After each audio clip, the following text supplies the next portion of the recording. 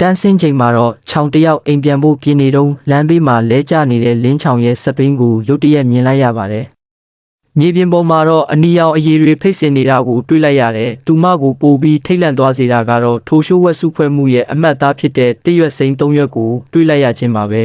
။လင်းချောင်တစ်ခုခုအတိုက်ခိုက်ခံလိုက်ရပြီဆိုတဲ့အတွေ့ကသူမကောင်းနဲ့ဝင်လာပြီးပြရခတ်သွားပါတော့တယ်။စိုးရိမ်စိတ်တွေနဲ့အတူသူမဟာစပိန်ကိုအမြန်စီးပြီးသူ့ကိုနေရာအနှက်လိုက်ရှာပါတော့တယ်။အတော်ကြာအောင်လိုက်ရှာပြီးတဲ့နောက်ရှောင်းဆယ်ယောဟာပူစီပေါင်းလက်ဖက်ရည်ဆိုင်ဘဘုတ်ထေရှာတစ်ခုရှိကနေဖြစ်သွားခဲ့ပါတယ်။သူမထွက်ခွာတော့မဲ့အချိန်မှာပဲကောင်လေး၃ယောက်ကသူမကိုရုတ်တရက်တားလိုက်ပါတယ်။ဆိုင်မှာစောင်းဥပေါက်ထိမ့်မှတ်အနေနဲ့တစ်ခွက်ဝယ်တစ်ခွက်လက်ဆောင် promotion ပေးနေတာမို့သူတို့နဲ့အတူလက်ဖက်ရည်ဝယ်ဖို့ဖိတ်ခေါ်လိုက်ကြတာပါ။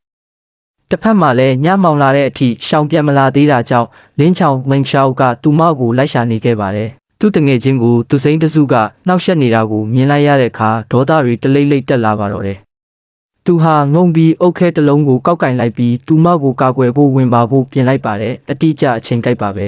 ။ရှောင်ကလင်းချောင်ရဲ့နာမည်ကိုလှမ်းခေါ်လိုက်တာကြောင့်သူတုံးခါနဲ့ရက်သွားခဲ့ပါတယ်။ဖြစ်ကြောင်းကုံစင်ကိုနားလဲသွားတဲ့အခါမှာတော့သူတက်ပြင်းကိုသာအသာချနိုင်ပါတော့တယ်။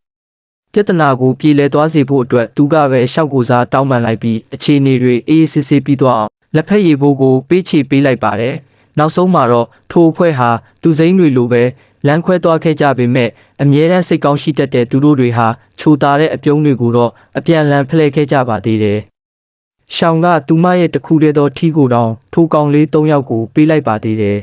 ။အဲ့ဒီနောက်မှာတော့ရှောင်းနဲ့လင်းချောင်တို့ဟာအေးဆက်တဲ့မိုးရီထဲမှာအိမ်ကိုအပြေးပြန်ခဲ့ကြရပြီးနှစ်ယောက်သားရေဆိုရွှဲနေတာကြောင့်ကြွက်စုပ်လေးနှစ်ကောင်လာဖြစ်နေပါတော့တယ်။အိမ်ပြန်လန်းမှာလင်းချောင်ကရှောင်းကိုညင်ညင်တတပဲပြောခဲ့ပါတယ်။နောက်တစ်ခါအဲ့ဒီလိုမျိုးထပ်ဖြစ်ရင်အိမ်ကိုတန်းပြန်ဖို့ပေါ့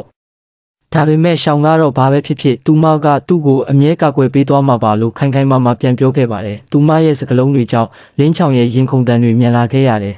။သူကတော့အားကိုးရမဲ့စွာပြုံးလိုက်ရင်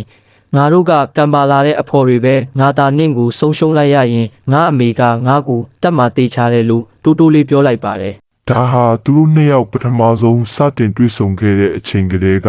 ကံကြမ္မာကဖန်တီးပေးထားတဲ့တန်ရောစင်တစ်ခုဖြစ်နိုင်ပါလိမ့်မယ်။ဒီဇလန်းလေးနဲ့ပတ်သက်ပြီးတခြားပါများကူညီပေးရအောင်မလဲခင်ဗျာ။